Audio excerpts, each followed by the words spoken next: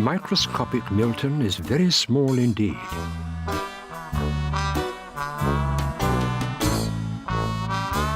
He lives in a clock on the mantelpiece in the parlour of a house that belongs to a lady named Mrs. Witherspoon. No one knows he's there, apart from Milton's friend Douglas, who spends most of his time asleep in front of the fire, and, of course, you.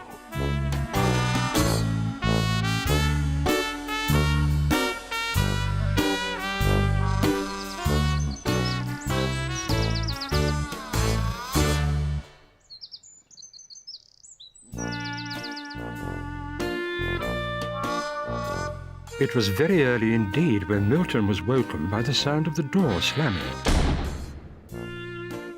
Here goes Douglas out for his early morning walk, he thought, and went straight back to sleep. Douglas wasn't always in the mood for his early morning walk. In fact, recently Mrs. Witherspoon had noticed a distinct lack of enthusiasm.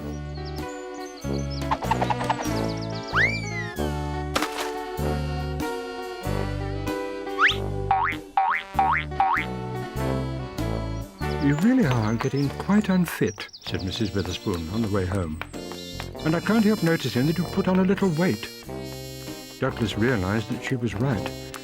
But as far as he knew, getting fit involved exercise or dieting, and Douglas didn't like the idea of either.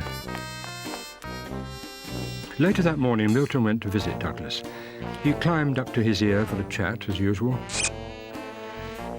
"Whew. That climb gets harder every day," panted Milton. "We really are out of shape. It's time we got ourselves fit again. Plenty of exercise and a healthy diet. That's what we need." Just what I was afraid of, thought Douglas, but he had to agree. Milton decided to draw up a fitness plan. Early the next morning, Douglas was taken for his walk as usual, and Milton decided to do the same. He took several deep breaths and set off on a long walk of his own, all the way from one end of the mantelpiece to the other. When Douglas arrived home, he went straight to his bowl in search of breakfast, but Milton was waiting. "Not so fast," said Milton. "No more of that fattening dog food for you. Here, eat this delicious lettuce leaf instead."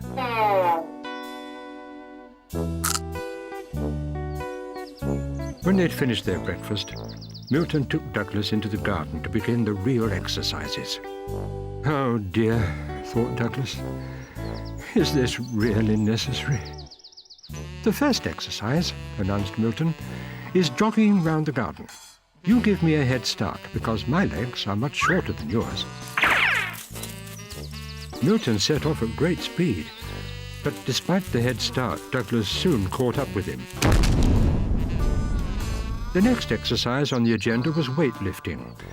Douglas had to lift his heaviest bone into the air, whilst Milton had to lift a cocktail stick with a cherry on each end. Unfortunately, a passing sparrow decided that the cherries would make a delicious snack. Throwing and catching a ball was the next exercise. "Now," said Milton, "the trick here is to keep your eye on the ball."